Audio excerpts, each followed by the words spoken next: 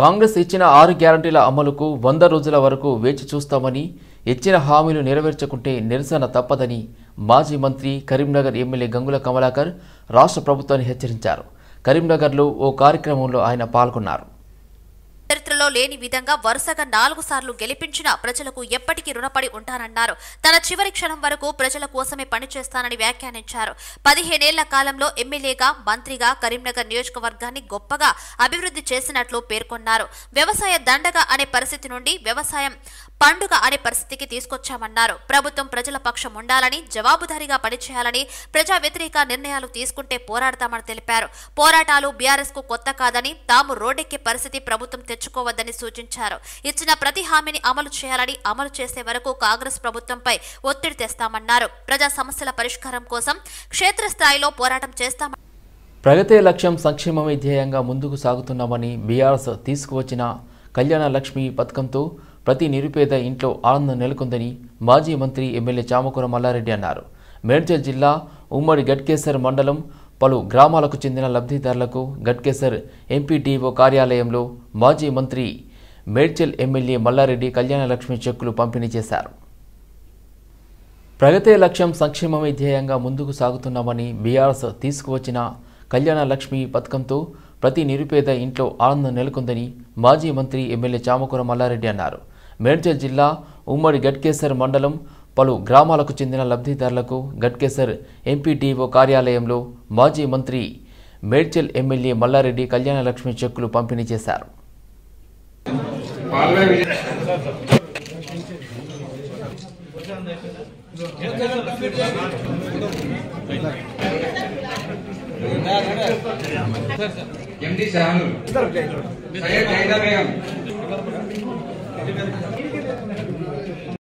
ఇక వివరాలకు వెళ్తే హైదరాబాద్లోని సెక్రటరియట్లో సీఎం రేవంత్ రెడ్డిని మర్యాదపూర్వకంగా ఎం దానకిషోర్ ఆమ్రపాలి కలిశారు. నిన్న అధికారుల బదిలీల క్రమంలో ఐఏఎస్ దానకిషోర్ను జలమండలి ఎండీ నుంచి బదిలీ చేస్తూ ఎంఏయుడి ముఖ్య కార్యదర్శి హెచ్ఎండిఏ ఎండీగా ఉత్తర్వులు జారీ చేశారు. ఈ క్రమంలోనే వారు ముఖ్యమంత్రి రేవంత్ రెడ్డిని కలిశారు. కాంగ్రెస్ ప్రభుత్వం హెచ్ఎండిఏ మెట్రోపాలిటన్ కమిషనర్గా దానకిషోర్ను, హెచ్ఎండిఏ జాయింట్ కమిషనర్గా ఆమ్రపాల్ని తాజాగా నియమించారు. భారత్లో మళ్లీ కరోనా వైరస్ ప్రమాద ఘంటికలను మోగిస్తుంది. ఒక్కసారిగా కేసుల సంఖ్య పెరుగుతుండటం ఆందోళన కలిగిస్తుంది. ఒక్క రోజులోనే దేశంలో పలు చోట్ల కరోనా పాజిటివ్ కేసులు నమోదయ్యాయి. ఈరోజు మరణాలు కూడా సంభవించడంతో మరింత ఆందోళనకు గురిచేస్తుంది. దీంతో భారత ప్రభుత్వం అప్రమత్తమైంది. అన్ని రాష్ట్రాలను కేంద్ర వైద్య ఆరోగ్య శాఖ అలర్ట్ చేసింది. అన్ని జాగ్రత్త చర్యలు తీసుకోవాలని హెచ్చరికలు జారీ చేసింది. భారత్లో గడిచిన 24 గంటల్లో భారీగా కరోనా పాజిటివ్ కేసులు నమోదయ్యాయి. 5 కరోనా వైరస్ కారణంగా మరణించారు. వీరిలో 4 కేరళ రాష్ట్రంలోనే మరణించారు. మరొకరు ఉత్తరప్రదేశ్లో మరణించినట్లు కేంద్ర వైద్య ఆరోగ్య శాఖ అధికారులు వెల్లడించారు. గత 2 ఏళ్లుగా కరోనా వైరస్ తగ్గుముఖం పట్టింది. వ్యాక్సినేషన్ను వేగంగా వేయడంతో మరణాల సంఖ్య కూడా లేదు.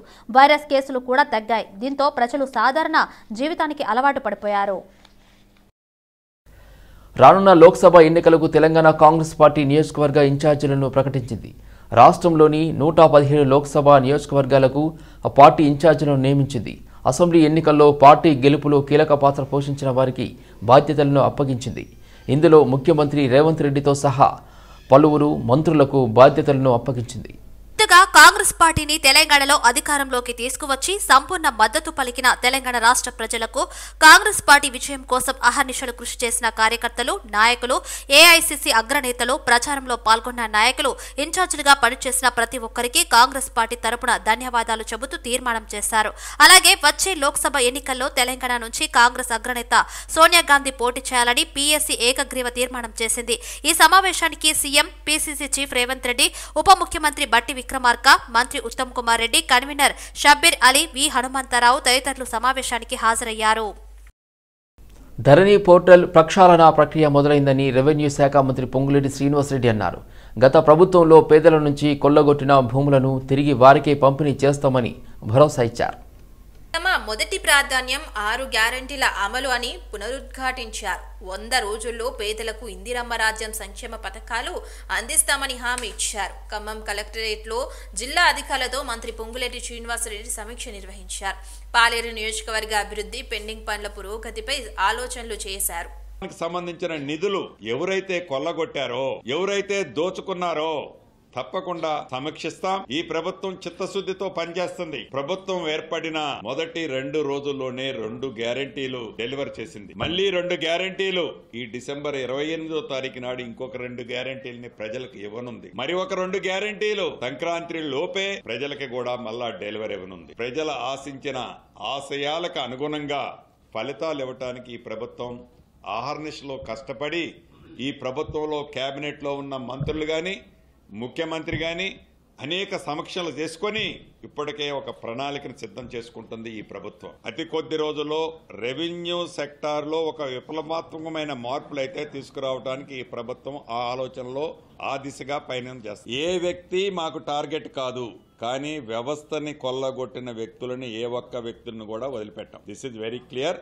ఏ ప్రభుత్వ భూమి అయితే కబ్జాలకు గురైందో అక్కడ ఎంత పెద్ద వ్యక్తులున్నా, ఎన్ని పెద్ద డెవలప్మెంట్లు వచ్చినా ప్రభుత్వ స్థలాన్ని తిరిగి ప్రభుత్వం హ్యాండ్ ఓవర్ చేస్తుంది. కాంగ్రెస్ అధికారంలోకి రాగానే ఎన్నికల హామీల మేరకు 6 గ్యారంటీల అమలుకు చకచక అడుగులు వేస్తుంది. ప్రభుత్వంలోకి వచ్చిన 2 రోజుల్లోని 2 హామీలు అమలు చేసిన విషయం తెలిసిందే. అయితే కాంగ్రెస్ ఆవిర్భావ దినోత్సవమైన ఈ నెల 28 నుంచి మరో 2 పథకాలను అమలు చేయడానికి సిద్ధమైంది. హామీల మేరకు 6 గ్యారెంటీల అమలును చకచక అడుగులు వేస్తోంది. ప్రభుత్వంలోకి వచ్చిన 2 రోజుల్లోనే 2 హామీలు అమలు చేసిన విషయం తెలిసిందే. అయితే కాంగ్రెస్ ఆవిర్భావ దినోత్సవమైన ఈ నెల 28 నుంచి మరో 2 పథకాలను అమలు చేయడానికి సిద్ధమైంది. ఈ విషయాన్ని మంత్రులు పొంగులేటి శ్రీనివాసరెడ్డి, కోమటిరెడ్డి వెంకటరెడ్డి సైతం జిల్లాల పర్యటనలో చెప్పారు. మరోవైపు గాంధీ భవన్లో నిర్వహించిన రాజకీయ వ్యవహారాల కమిటీ సమావేశంలోనూ 6 గ్యారెంటీలపై చర్చ జరిగింది. పార్టీ వ్యవస్థాపక దినమైన డిసెంబర్ 28 నుంచి పింఛన్ పెంపు, 500కే గ్యాస్ సిలిండర్ అమలు ప్రక్రియను ప్రారంభించాలని ఈ సమావేశంలో నిర్ణయించారు. చేయూత పింఛన్ 4000కు పెంపు, 500కే సబ్సిడీ గ్యాస్ సిలిండర్ పంపిణీ. వ్యవసాయ మార్కెటింగ్ శాఖ మంత్రి తుమ్మల నాగేశ్వరరావు విత్తన సరఫరా, విత్తన రంగం అభివృద్ధిపై రాష్ట్ర సచివాలయంలో ఉన్నత అధికారులు, కంపెనీల ప్రతినిధులతో సమీక్షా సమావేశం నిర్వహించారు. ఈ సమావేశానికి వ్యవసాయ శాఖ, విత్తన ధృవీకరణ సంస్థ మరియు విత్తన అభివృద్ధి సంస్థ, వ్యవసాయ యూనివర్సిటీ శాస్త్రవేత్తలు, విత్తన కంపెనీల ప్రతినిధులు పాల్గొన్నారు. వ్యవసాయ మార్కెటింగ్ శాఖ మంత్రి తుమ్మల నాగేశ్వరరావు విత్తన సరఫరా, విత్తన రంగ అభివృద్ధిపై రాష్ట్ర సచివాలయంలో ఉన్నత అధికారులు, కంపెనీల ప్రతినిధులతో సమీక్షా సమావేశం నిర్వహించారు. ఈ సమావేశానికి వ్యవసాయ శాఖ, విత్తన ధృవీకరణ సంస్థ మరియు విత్తన అభివృద్ధి సంస్థ, వ్యవసాయ యూనివర్సిటీ శాస్త్రవేత్తలు, విత్తన కంపెనీల ప్రతినిధులు పాల్గొన్నారు. ఈ సమావేశంలో ముఖ్యంగా వచ్చే సీజన్లో రోజుల్లో రైతులకు విత్తన సరఫరా మరియు నాణ్యమైన విత్తన లభ్యత పై అధికారులతో సమీక్ష నిర్వహించారు. ఇక అదే విధంగా రైతులకు విత్తన లభ్యతతో ఎలాంటి లోటుపాట్లు లేకుండా చూడాలని అధికారులను విత్తన కంపెనీలు ఆదేశించారు. విత్తన సరఫరాలలో తెలంగాణ రైతులకు అధిక ప్రాధాన్యత ఇచ్చి మిగతా విత్తనాలను ఇతర పార్టీలకు సరఫరా చేసుకోవాలని కంపెనీలకు సూచించారు. అదేవిధంగా రాష్ట్రంలో నకిలీ విత్తనాల సరఫరా లేకుండా చూడాలని, అలాంటి వారిపై కఠిన చర్యలు తీసుకోవాలని అధికారులకు ఆదేశించారు. నకిలీ విత్తనాల వలన రైతులకు ఏదైనా నష్టం జరిగితే విత్తన కంపెనీలు తగిన నష్టపరిహారం చెల్లించేలా చర్యలు తీసుకోవాలని సూచించారు. అదేవిధంగా తెలంగాణ విత్తన రంగ అభివృద్ధికి తెలంగాణ ప్రభుత్వం అన్ని రకాల చర్యలు తీసుకుంటుందని తెలిపారు. కర్ణాటక ముఖ్యమంత్రి సిద్ధరామయ్య, తెలంగాణ మాజీ మంత్రి బీఆర్ఎస్ వర్కింగ్ ప్రెసిడెంట్ కేటీఆర్ కు మధ్య ఇవాళ ఎక్స్లో మాటల యుద్ధం జరిగింది. కర్ణాటక, తెలంగాణ ఎన్నికల్లో కాంగ్రెస్ పార్టీ ఇచ్చిన గ్యారంటీల అమలుపై ఇద్దరి మధ్య ట్వీట్ వార్ నడిచింది. కర్ణాటక ముఖ్యమంత్రి సిద్ధరామయ్య, తెలంగాణ మాజీ మంత్రి బీఆర్ఎస్ వర్కింగ్ ప్రెసిడెంట్ కేటీఆర్ కు మధ్య ఇవాళ ఎక్స్పోలో మాటల యుద్ధం జరిగింది. కర్ణాటక, తెలంగాణ ఎన్నికల్లో కాంగ్రెస్ పార్టీ ఇచ్చిన గ్యారెంటీల అమలుపై ఇద్దరి మధ్య ట్వీట్ వార్ నడిచింది. ఎన్నికల్లో ఓట్ల కోసం ఏదో ఒక గ్యారెంటీని చెప్పాం, అంత మాత్రాన అన్ని ఫ్రీగా ఇస్తామా, అయినా మాకు ఇవ్వాలనే ఉంది, అయితే డబ్బులు లేవు అని కర్ణాటక అసెంబ్లీలో సిద్ధరామయ్య మాట్లాడినట్లుగా ఒక హ్యాండ్లో పోస్ట్ అయిన వీడియోపై కేటీఆర్ స్పందించారు. తెలంగాణలోనూ ఇదే పరిస్థితి రానుందని, కాంగ్రెస్ తెలంగాణ ప్రజలను మోసం చేస్తుందని కేటీఆర్ కామెంట్ చేశారు. అయినా ఎన్నికల హామీలు ఇచ్చేటప్పుడు ఆర్థిక పరిస్థితిపై కనీస అవగాహన ఉండాలని ఎద్దేవా చేశారు. కేటీఆర్ ట్వీట్ కు సిద్ధరామయ్య అంతేఘాటుగా స్పందించారు. కేటీఆర్, మీరు తెలంగాణ ఎన్నికల్లో ఎందుకు ఓడిపోయారో తెలుసా? కనీసం మీకు నిజమేంటో, నకిలీ ఎడిట్ ట్వీట్ ఏంటో తెలియదు, అందుకే ఓడిపోయారు. ఇలాంటి ఫేక్ ఎడిట్ వీడియోలను బీజేపీ సృష్టిస్తోంది, బీఆర్ఎస్ సర్క్యులేట్ చేస్తోందని కేటీఆర్ కు సిద్ధరామయ్య చురకలంటించారు. కాళేశ్వరం ప్రాజెక్టుపై దాఖలైన పిటిషన్పై విచారణను హైకోర్టు వాయిదా వేసింది. మేడిగడ్డ పిల్లర్ కుంగిన ఘటనపై హైకోర్టులో విచారణ జరిగింది. సిబిఐతో విచారణ జరిపించాలని ఎన్నికలకు ముందు కాంగ్రెస్ నేత నిరంజన్ రెడ్డి పిటిషన్ దాఖలు చేశారు. ఘటన జరిగిన సమయంలో నేషనల్ డ్యామ్ సేఫ్టీ అథారిటీకి పలు ఫిర్యాదులు వెళ్లాయి. వచ్చిన ఫిర్యాదులను అనుసరించి రాష్ట్ర సిఎస్ కు నేషనల్ డ్యామ్ సేఫ్టీ అథారిటీ లేఖ రాసింది. సిఎస్ నుంచి సమాచారం తీసుకుని 2 వారాల్లోపు పూర్తి వివరాలు సమర్పించాలని హైకోర్టు ఆదేశించింది. తదుపరి విచారణను హైకోర్టు 2 వారాలకు వాయిదా వేసింది. వైసీపీ సిట్టింగ్ ఎమ్మెల్యేలలో ఈసారి ఎంతమందికి టికెట్ వస్తుందో అనే చర్చ పెద్ద ఎత్తున సాగుతుంది. ఇప్పటికే పలువురిని పక్క నియోజకవర్గాలకు మారుస్తూ ముఖ్యమంత్రి జగన్ సంచలన నిర్ణయం తీసుకున్నారు. ఈసారి దాదాపు 80 మంది సిట్టింగ్ ఎమ్మెల్యేలను జగన్ పక్కన పెట్టబోతున్నారనే ప్రచారం జరుగుతుంది. మంత్రి రోజాకు కూడా ఈసారి టికెట్ ఇవ్వరనే ప్రచారం ఊపందుకుంది. ఈ నేపథ్యంలో రోజా స్పందించారు. తనకు టికెట్ రాదని తప్పుడు ప్రచారం చేస్తూ కొందరు సునకానందనం పొందుతున్నారని మండిపడ్డారు. వారి ఆశలు ఫలించవని అన్నారు. ఎన్నికల్లో తాను పోటీ చేయటం ఖాయమని ధీమా వ్యక్తం చేశారు. ఒకచోట పోటీ చేస్తే గెలుస్తామో లేదో అనే భయంతో చంద్రబాబు, పవన్ కళ్యాణ్ 2 చోట్ల పోటీ చేయాలనుకుంటున్నారని 2 నియోజకవర్గాలు సర్వేలు చేయించుకున్నారని ఎద్దేవా చేశారు. ఎవరికి ఇచ్చినా నాకు ఇబ్బంది లేదు. నేనైతే జగనన్న సైనికురాల్ని. జగనన్న కోసం నా ప్రాణమైనా ఇస్తాను. అనేక సందర్భాల్లో చెప్పని రాసి పెట్టుకోండి. అండ్ ఎవరైతే సునకానందం పొందాలనుకుంటున్నారో రోజాకి సీటు లేదు అని ఒక స్టోరీ లేసి అది మీకు కొన్ని రోజులకి మాత్రమే సునకానందం. మా కార్యకర్తలకో నాయకులకో ఎవరికి కూడా బాధ లేదు. ఎందుకంటే వాళ్ళకి నిజం తెలుసు నాకు సీటు ఉందని. ఒకవేళ సీటు లేదని మీరు ఆనందపడినా కూడా నాకు ఇబ్బంది లేదు. వాళ్ళకి 175 కాన్స్టిట్యున్సీలో క్యాండిడేట్లు పెట్టడానికి క్యాండిడేట్లు లేక వైఎస్ఆర్సీపీలో ఎవరైనా గొడవ పడితే బాగుంటుంది, ఎవరికైనా సీట్ ఇవ్వకపోతే బాగుంటుంది, మన పార్టీకి వస్తే వాళ్ళకి ఇద్దామని గోతికాడ గుంట నక్కల్లాగా ఎదురు చూస్తున్నారు. సో వాళ్ళకి నేను చెప్పేది ఒక్కటే, మా పార్టీలో ప్రజలకి ఎంత ప్రేమ ఉందో జగనన్న మీద అంతకి రెట్టించిన ప్రేమ మా అందరికీ ఉంది. మేమందరం కూడా జగనన్న పార్టీ పెట్టక ముందు నుంచి ఉన్నాం. మేము అలగటాలో కోపపడటాలో ఏమీ ఉండదు. జగనన్న ముఖ్యమంత్రి అయితే మేమందరం కూడా ప్రజలకు సర్వీస్ చేసే అవకాశం మాకుంది. కాబట్టి ఆయన ముఖ్యమంత్రి అవ్వడానికి మేము 100% పనిచేసేవాళ్ళం. హైదరాబాద్లో నార్కోటిక్ బ్యూరో అధికారులు భారీగా డ్రగ్స్ పట్టుకున్నారు. ఎస్ఆర్ నగర్లోని సర్వీస్ అపార్ట్మెంట్లో డ్రగ్స్ని స్వాధీనం చేసుకున్నారు. బర్త్డే పార్టీ కోసం గోవా నుంచి ఎక్స్టెన్సీ ఫిల్స్ తీసుకొచ్చారు యువకులు. డ్రగ్స్తో పట్టుబడిన వారంతా నెల్లూరు జిల్లాకు చెందిన వారిగా గుర్తించారు అధికారులు. 12 మంది ఇంజనీరింగ్ విద్యార్థులతో పాటు సాఫ్ట్వేర్ ఉద్యోగులు అరెస్ట్ చేసినట్లుగా నార్కోటిక్ బ్యూరో అధికారులు తెలిపారు. ప్రేమ్చంద్ అనే వ్యక్తి బర్త్డే కోసం సంపత్ అనే వ్యక్తి గోవా నుంచి డ్రగ్స్ తెప్పించాడు. కాగా 30 మంది కోసం ప్రేమ్చంద్ డ్రగ్స్ పార్టీని ఏర్పాటు చేశాడు. ప్రముఖ సాఫ్ట్వేర్ కంపెనీలో పనిచేస్తున్న ఇంజనీర్లతో కలిపి పార్టీ అరేంజ్ చేశాడు. డ్రగ్స్ నియంత్రణపై తెలంగాణ ప్రభుత్వం ఫోకస్ చేసింది. రాష్ట్రంలో డ్రగ్స్ నిర్మూలన కోసం సర్కార్ కఠిన చర్యలు తీసుకుంటుంది. అందుకు సంబంధించి ఎక్సైజ్ నార్కోటిక్ డ్రగ్స్ పై సమీక్ష సమావేశం నిర్వహించారు. ఈ సందర్భంగా నార్కోటిక్ అధికారులతో సీఎం రివ్యూ నిర్వహించారు. ఈ మీటింగ్లో అధికారులకు దిశానిర్దేశం చేశారు. తెలంగాణలో డ్రగ్స్ మాట వినపడొద్దు అని తెలిపారు. డ్రగ్స్ నిర్మూలనకు ఏది కావాలంటే అది చేస్తాం. నార్కోటిక్ బ్యూరోపై పోలీసు అధికారులతో సమీక్షలో కీలక ఆదేశాలు జారీ చేశారు. యాక్టోపస్, గ్రే హౌన్స్ లాగా నార్కోటిక్ టీంని బలోపేతం చేస్తాం. డ్రగ్స్ నిర్మూలించి దేశానికి తెలంగాణ పోలీస్ రోల్ మోడల్ గా నిలవాలని ఆయన చెప్పారు. మహేశ్వరం నియోజకవర్గంలోని బాలాపూర్ చౌరస్తాలో ఆటోలకు గిరాకీ లేక ఆటోలతో గంటల తరబడి వెయిట్ చేస్తున్నారు ఆటో డ్రైవర్లు. రాష్ట్ర ప్రభుత్వం ప్రవేశపెట్టిన మహిళలకు ఉచిత బస్సు పథకం ద్వారా తమకు జీవనోపాధి లేకుండా పోతుందని ఆటో డ్రైవర్లు ఆవేదన వ్యక్తం చేస్తున్నారు. కుటుంబ పోషణ కష్టంగా మారిందని వారు తెలిపారు. రాష్ట్ర ప్రభుత్వం ఆలోచించి ఆటో డ్రైవర్లకు న్యాయం చేయాలని, అదేవిధంగా ఆటో డ్రైవర్ల కుటుంబ సభ్యులు రోడ్డు మీద పడకుండా చూడాలని ఆటో డ్రైవర్లు ప్రభుత్వానికి విజ్ఞప్తి చేశారు.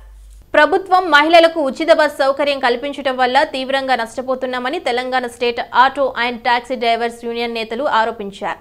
వెంటనే ఆటో డ్రైవర్లు ఉపాధిని రాష్ట్ర ప్రభుత్వం కాపాడాలని డిమాండ్ చేశారు. Hyderabad RTC cross road bus Bhavan ముందు గ్రేటర్ హైదరాబాద్ ఆటో టాక్సీ డ్రైవర్లు యూనియన్ ధర్నా చేపట్టారు. మహిళలకు ఉచిత బస్సు ప్రయాణం ద్వారా తాము నష్టపోతున్నామని బిఎంఎస్ జాతీయ నాయకుడు రవిశంకర్ అన్నారు. ఓలా, ఊబర్, ర్యాపిడ్ బైక్ల అక్రమ వ్యాపారం వల్ల ఆటో డ్రైవర్స్ తీవ్రంగా నష్టపోయి రోడ్డున పడుతున్నామని ఆవేదన వ్యక్తం చేశారు. తక్షణమే ప్రభుత్వం తీరు మార్చుకొని మహాలక్ష్మి పథకం సవరించి ఆటో డ్రైవర్లకి ఉపాధి కల్పించాలని డిమాండ్ చేశారు. బిఎంఎస్ జాతీయ కార్యవర్గ సభ్యులు ఈరోజు మహాలక్ష్మి పథకం ఏదైతే ఉందో అది ఆటో డ్రైవర్ల ఉపాధిని దెబ్బతీస్తుంది అనేటువంటిది నిరసిస్తూ ఈ అమలుని నిరసిస్తూ మేము బస్ భవన్ ముట్టడి కార్యక్రమం పెట్టడం జరిగింది. ప్రధానంగా మా యొక్క ఆటో యూనియన్ల యొక్క డిమాండ్లు ఏవైతే ఉన్నాయో రోజుకు 1000 రూపాయలు సంపాదించుకునేటువంటి ఆటో డ్రైవర్లు ఈరోజు కనీసం 300 రూపాయలు కూడా సంపాదించుకోలేకపోతున్నారు. ఒక పక్క రాష్ట్ర ప్రభుత్వం చెప్తా ఉంది మేము నెలకు 1000 రూపాయలు ఇస్తామని, మాకు నెలకు 1000 రూపాయలు వద్దు, రోజుకు 1000 రూపాయలు మేము సంపాదించుకునేటువంటి ఒక ప్రణాళికని రూపొందించమని చెప్పి నిన్న రవాణా శాఖ మంత్రి గారు కూడా మేము చెప్పాం. ఈరోజు ఆర్టీసీ ఎండి వారికి కూడా చెప్పడం జరిగింది, వినతి పత్రం కూడా ఇచ్చాం. 70% మంది మహిళలు బస్ ఎక్కి ప్రయాణం చేస్తుంటే 70% మంది మహిళలు ఈరోజు ఆటోలు ఎక్కకుండా ఉన్నారు. కాబట్టి గత 10 రోజులుగా ఆటో డ్రైవర్ల కుటుంబాలు పస్తులు ఉన్నాయి. కాబట్టి మేము మా యొక్క డిమాండ్ ఏంటంటే ఎక్కడైతే బస్సులు లేవో రూట్లలో అక్కడ బస్సులు పెట్టండి. ఏవైతే ఆటోలు బస్సులు కాంపిటీషన్లో నడిచేటువంటి దగ్గర బస్సులను తగ్గించండి. లక్ష్మి పథకం ద్వారా రోడ్డుపై నడుస్తున్న ఆటోలంతా రోడ్డుపై రావడం జరిగింది. ఈ మహాలక్ష్మి పథకం వల్ల ప్రతి ఒక్కరు కూడా ఏ పనున్నా అంటే పురుషులు పోయే పని మహిళలు పోయే పరిస్థితి ఏర్పడుతుంది. ఈ మహాలక్ష్మి పథకం వల్ల ఆర్టీసీ నష్టపోతుంది. దాంతోపాటు మా ఆటో డ్రైవర్లు అందరూ కూడా నష్టాల పాలవుతుర్రు. దీంతోపాటు ఈ ఓలో ఊబర్ ఆటో ఏవైతే ర్యాబిట్ ఈ బైకులు ఉన్నాయో దాని ద్వారా కూడా ఆర్టీసీ కార్మికులు మన ఆటో డ్రైవర్లు కూడా చాలా నష్టపోతుర్రు. కనుక రోజువారీ ఖర్చులు వెళ్ళేది కష్టమైపోయింది, ఫైనాన్స్లు వెళ్ళేది కష్టమైంది, ఇంటి పోషణ కష్టమవుతుంది, స్కూల్ పిల్లల ఫీజులు వెళ్ళేది కష్టమవుతుంది. ఇప్పుడు ఎగ్జామ్స్ టైము, పిల్లలకు స్కూల్ ఫీజులు కట్టకుంటే పిల్లలను స్కూల్లోకి తీసుకొచ్చే పరిస్థితి లేదు. ప్రభుత్వం 4-5 లక్షలు పెట్టి ఆటో కొనుక్కుంటున్నాము. ఆటో కొన్న తర్వాత కూడా దాని రోజువారీ ఖర్చులు కూడా ఇప్పుడు వెళ్ళలేని పరిస్థితి, దౌర్భాగ్య పరిస్థితి ఏర్పడింది. కనుక ప్రభుత్వం వెంటనే ఈ మహాలక్ష్మి పథకాన్ని పునరాలోచించాలి. మరియు ఈ ఆటో డ్రైవర్లకు కూడా రోజు 1000 రూపాయల భృతి ఇచ్చే విధంగా. కొత్తగా రైడ్ బుకింగ్ యాప్ యారీ అందుబాటులోకి వచ్చింది. ముందుగా హైదరాబాద్లో ఆటో హైరింగ్ సేవలను అందిస్తుంది. ఆ తర్వాత ఇతర సేవలను ఆఫర్ చేస్తుంది. Open network for distribution commerce ప్రోటోకాల్పై ఏర్పాటు చేసిన ఈ యాప్లో ప్రస్తుతం హైదరాబాద్లోని 20,000 మంది ఆటో టాక్సీ డ్రైవర్లు ఉన్నారు. ఇతర నగరాల్లో కూడా ఈ మొబిలిటీ యాప్ను తీసుకురావడానికి యారీ కృషి చేస్తోంది. వచ్చే 6 నెలల్లో దేశంలో వివిధ నగరాల్లో 1,00,000 మందికి పైగా ఆటో టాక్సీ డ్రైవర్లను ఈ ప్లాట్ఫామ్ మీదకి తీసుకురావాలని లక్ష్యంగా పెట్టుకున్నట్లు యారీ వ్యవస్థాపకుడు CEO హరిప్రసాద్ తెలిపారు. ఈ కాలంలో 20 లక్షల మంది కస్టమర్లకు సేవలు అందించాలని భావిస్తున్నారు. డ్రైవర్ల నుంచి 5 రైడ్స్ తర్వాత మరో రైడ్కు 25 పైసలు వసూలు చేస్తామని, సాధారణ రైడ్ యాప్ల ద్వారా ఎటువంటి కమిషన్లు వసూలు చేయమని చెప్పారు. ఇక డ్రైవర్లు తమకు అనుకూలమైన సమయంతో పనిచేయడానికి వీలు కల్పించుకున్నామని, లీగల్ కన్సల్టెన్సీ, డ్రైవర్ కుటుంబ సభ్యులకు బీమా మొదలైన సౌకర్యాలు ఉంటాయని తెలిపారు. అనేది ఒక కొత్త completely new disruptive ride hailing solution లాగా మేము ఎత్తుకుని వస్తాము. యాప్ అని చెప్పవసరం ఇది అంటే ఇది మన government of India initiative which is ONDC పైగా ఆ ఓపెన్ నెట్వర్క్ పైగా ఆ నెట్వర్క్ స్టాండర్డ్స్ ప్రకారం ఇది మనం డెవలప్ చేసి మనం ఎత్తుకుని వస్తాము. దీంట్లో చాలా బెనిఫిట్ ఏమి చూస్తే అంటే మేము ఫుల్లీ డ్రైవర్ ఫోకస్డ్ ఎన్వైరన్మెంట్గా చేస్తాము. ఎందుకంటే రైడ్ హెయిలింగ్లో ఈ బొద్దు డిమాండ్ ఎక్కువ ఉంది. ట్రస్ట్ అండ్ డ్రైవర్స్ దాన్ని వాడుకునేదానికి ఎన్వైరన్మెంట్లో కొంచెం ప్రాబ్లమ్స్ ఉంది. దాన్ని మేము సాల్వ్ చేసేదానికి ఇక్కడ ఫుల్ ఫ్లెజ్డ్గా ట్రై చేస్తూ ఉంటాము. దీంట్లో ఏం డ్రైవర్లకు బెనిఫిట్ ఉంటే ఎక్కువ బెనిఫిట్స్ ఇస్తాము. ఫస్ట్ వచ్చి ఇది ఒక 0 కమిషన్ సర్వీస్, డ్రైవర్కు ₹1 కమిషన్ తీసుకోరు దీంట్లో. రెండోది డ్రైవర్కు ఫుల్ టెక్నాలజీ ఎంపవర్మెంట్, అది వాళ్ళదిలాగా వాళ్ళు వాడుకునేదానికి వాళ్ళకి చేసి ఇస్తాం మన ఇది. మూడోది వాళ్ళకి వెల్నెస్ బెనిఫిట్ అడిగి ఉంటారు, అది మమ్మల్ని ఇంకా ఒక 3 monthsలో దాన్ని ఎత్తుకుని వచ్చేదానికి మేము ప్లానింగ్లో ఉంది అది.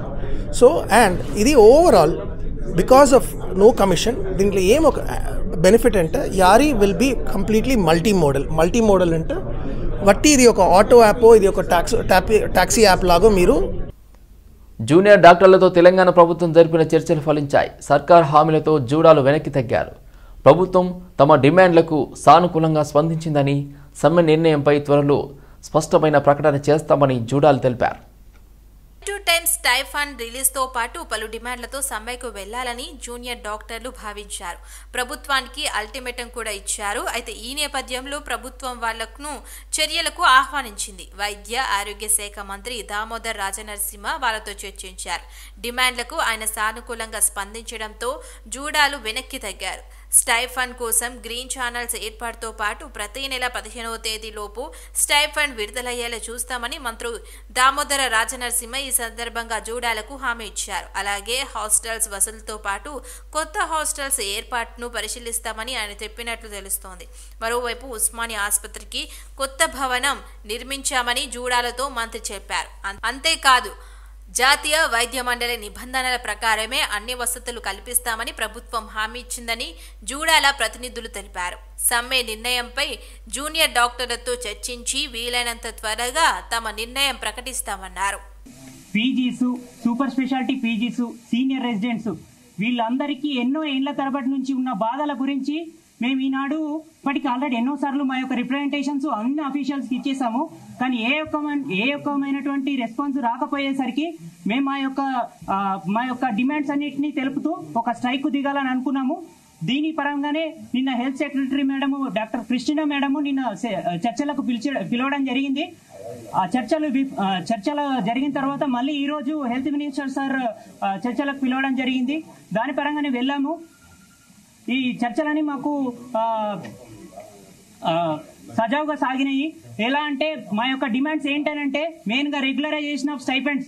అంటే మాకు తెలంగాణ జూనియర్ డాక్టర్స్ కి ఎన్నో ఏళ్ల తరబడి నుంచి మేము వెళ్లి బ్రతిమలాడుతుంటేనే ప్రతి ఒక్క స్టేషన్ దగ్గర మాకుండే 5 స్టేషన్స్ ఉంటాయి. అన్ని స్టేషన్స్ దగ్గర మా యొక్క స్టైపెండ్ బిల్స్ ని ముందుకు జరపండి అని ఎవ్రీ మంత్ మేము వెళ్లి బ్రతిమలాడుతుంటేనే మాకు 4 నెలలకు ఒకసారి స్టైపెండ్స్ అనేవి క్రెడిట్ అవుతున్నాయి. ఢిల్లీ సీఎం అరవింద్ కేజ్రీవాల్కు జారీ చేసిన ఈడీ సమన్లు ఉపసంహరించుకోవాలని డిమాండ్ చేస్తూ ఆమ్ ఆద్మీ పార్టీ తెలంగాణ రాష్ట్ర committee Hyderabad tank bund Ambedkar విగ్రహం వద్ద ఇవాళ నిరసన ప్రదర్శన నిర్వహించింది. కేంద్ర దర్యాప్తు సంస్థను దుర్వినియోగం చేస్తున్న బీజేపీ ఆదేశానుసారం ఈడీ ఢిల్లీ సీఎం అరవింద్ కేజ్రీవాల్ కు సమన్లు జారీ చేసి సిగ్గులేని కుట్రకు పాల్పడుతుందని ఆమ్ ఆద్మీ పార్టీ తెలంగాణ రాష్ట్ర కన్వీనర్ డాక్టర్ దిడ్డి సుధాకర్ ఆరోపించారు. అరవింద్ కేజ్రీవాల్ పై నకిలీ బోగస్ చట్టంలో నిలకడలేని కేసులు పెట్టి ఢిల్లీ ప్రజాస్వామ్య ప్రభుత్వాన్ని కూల్చే ప్రయత్నం చేసే తాట తీస్తామని ఆయన హెచ్చరించారు. ప్రధాని మోడీ మిడతల దాడికి భయపడేదే లేదని, నిజానికి మారుపేరైన అరవింద్ కేజ్రీవాల్ కు దేశ ప్రజలు ఆప్ శ్రేణులు అండగా ఉంటారని ఆయన చెప్పారు. ఆప్ శ్రేణులు ప్లకార్డులు చేతబూతి కేంద్ర బీజేపీ ప్రభుత్వానికి వ్యతిరేకంగా పెద్ద ఎత్తున నినాదాలు చేశారు. ఢిల్లీ ముఖ్యమంత్రి అరవింద్ కేజ్రీవాల్ కు ఎన్ఫోర్స్మెంట్ డైరెక్టర్ సమన్లు పంపడం వెనుక రాజకీయ కుట్ర ఉందని, ప్రతిపక్ష నాయకులను ఉద్దేశపూర్వకంగా టార్గెట్ చేస్తూ వేధింపులకు గురి చేస్తూ గొంతు నొక్కే ప్రయత్నం నిరంకుశ మోడీ ప్రభుత్వం చేస్తుందని ఆయన మండిపడ్డారు. 2014 తర్వాత ఇప్పటి వరకు 3023 కేసులు ఈడీ సిబిఐలు బుక్ చేశాయి. వాటన్నిటిలో కూడా 20-25 కేసులు తప్ప మిగతా కేసులన్నిటిలో కూడా వారందరూ బీజేపీలో జాయిన్ అవ్వగానే మారిపోయారు. ఎంతో మందిని చూస్తున్నాం. అదే పద్ధతుల్లోనే ఈరోజు దేశంలో మోడీ గారు ఎవరికన్నా భయపడుతున్నారంటే అది ఒక్కడో దట్ ఈస్ కేజ్రీవాల్. కేజ్రీవాల్ని కూడా ఈడీ సిబిఐని పెట్టి లొంగ తీసుకోవడానికి ప్రయత్నాలు చేస్తున్నారు. ఢిల్లీలో మంచి వైద్యాన్ని అందించిన సత్యేంద్ర జైన్ని దాదాపు 1.5 year జైల్లో పెట్టారు. ఇంతవరకు కేసులు ఏమీ ప్రూవ్ కాలేదు. అలాగే మనీష్ సిసోడియాని, మంచి విద్యని, ప్రపంచ స్థాయి విద్యను అందిస్తున్న మనీష్ సిసోడియాని జైల్లో పెట్టారు. అలాగే మోడీ చేస్తున్న అవకతవకలన్నీ బయటపెడుతున్న సంజయ్ సింగ్ని అరెస్ట్ చేసి 3 నెలలు ఆగి ఇప్పుడు కేజ్రీవాల్ గారిని జైల్లో పెట్టడానికి ప్రయత్నాలు జరుగుతున్నాయి. కేజ్రీవాల్ గారిని జైల్లో పెట్టచ్చేమో కానీ ఆయన ఆలోచనని, ఆయన లక్ష్యాన్ని జైల్లో పెట్టలేదు. నిజామాబాద్ జిల్లాలో ఒకే ఇంట్లో 6 హత్య కేసులో ప్రధాన నిందితుడు ప్రశాంత్తో పాటు మరో 4 అదుపులోకి తీసుకున్నట్లు కామారెడ్డి ఎస్పీ సింధు శర్మ తెలిపారు. ఆమె మంగళవారం కేసుకు సంబంధించిన విషయాలను మీడియాకు వెల్లడించారు. ఒక్కొక్కరిని ఒక్కో ప్రాంతానికి తీసుకెళ్లి హత్య చేశారని తెలిపారు. ఆయా ప్రాంతాల్లోని పోలీస్ స్టేషన్లో కేసు నమోదైనట్లు తెలిపారు. ప్రశాంత్తో పాటు గుంగులోతు విష్ణు, బానోతు వంశీ, వడ్డమ్మ, మరో మైనల్ బాలుని అరెస్ట్ చేసినట్లు తెలిపారు. నవంబర్ 29 రోజున ప్రసాద్ను రాళ్లతో కొట్టి చంపి పూడ్చిపెట్టారని నిందితులు విచారిస్తే తెలిసిందన్నారు. ఈ హత్యకు చేయడానికి వాడిన టాటా ఆల్టోస్ కారు, భూమి పత్రాలు, 30,000 5 సెల్ ఫోన్లు దొరికినట్లు తెలిపారు. అయితే ఆ ఫోన్లు కూడా మృతి చెందిన వారివిగా గుర్తించారని అన్నారు. వారి ప్రణాళిక ప్రకారం ప్రసాద్ వాళ్ళ అమ్మను కూడా హత్య చేయించాలనుకున్నారని తెలిపారు. ఈ 6గురి హత్యలో నిందితుడు ప్రశాంత్ తల్లి పాత్ర కూడా ఉన్నట్టు తమ విచారణలో తేలిందన్నారు. అయితే పలు అనుమానాల ఆధారంగా ఇది కేవలం ప్రాథమిక విచారణ అన్నారు. ఈ కేసులో అన్ని వైపుల నుంచి లోతుగా దర్యాప్తు చేయాలని కొనసాగిస్తున్నామని తెలిపారు. అదే గ్రామానికి చెందిన పూణే ప్రసాద్ అనే అతనితోటి చిన్నప్పటి నుంచి అక్వింటెన్స్ అండ్ ఫ్రెండ్షిప్ ఉంది. అతని ఫ్యామిలీ మెంబర్స్తో కూడా పరిచయం ఉంది. సో ఈ ప్రసాద్ అనే అతని మీద 2018లో ఒక కేసు అయింది. సో ఒక అమ్మాయి వీడియోస్ తీసి సర్క్యులేట్ చేయడం వల్ల తను సూసైడ్ చేసుకోవడం వల్ల ఇతని మీద ఒక 354D అండ్ 306 కేస్ రిజిస్టర్ అయింది. సో ఆ తర్వాత he went out of country for work. Last year అంటే 2022లో he has return to India. So return వచ్చిన తర్వాత ఇప్పుడు ఆ కేసులో అతను అరెస్ట్ అయ్యాడు. అరెస్ట్ అవ్వడము అండ్ ముందు వేరే దేశానికి వెళ్ళడం వల్ల ఇతనికి ఖర్చులు అయ్యాయి. ఒక 3.5 lakh వరకు అప్పు తీసుకున్నాడు ఈ మెయిన్ అక్యూజ్డ్ ప్రశాంత్ దగ్గర నుంచి. ఈ డబ్బులు రిటర్న్ ఇవ్వడం కోసము ఆల్సో తన ఇల్లు ఒకటి ఉంది మక్లూరులోనే. అది గనక దాని మీద ఏదన్నా మార్ట్గేజ్ లోన్ పెడితే కొంచెం అప్పు కట్టచ్చు అండ్ డబ్బులు కూడా ఉంటాయనే ఉద్దేశంతో he has approached Prashanth A1. ఇతను సజెస్ట్ చేసినది ఏమిటంటే ఆ ఇల్లు నా పేరు మీద గనక రాస్తే నేను దాని మీద మార్ట్గేజ్ లోన్ పెట్టి ఈ అప్పు అండ్ ఇది కాకుండా అడిషనల్గా వచ్చిన డబ్బులు కూడా ఇస్తాను అని చెప్పడం జరిగింది.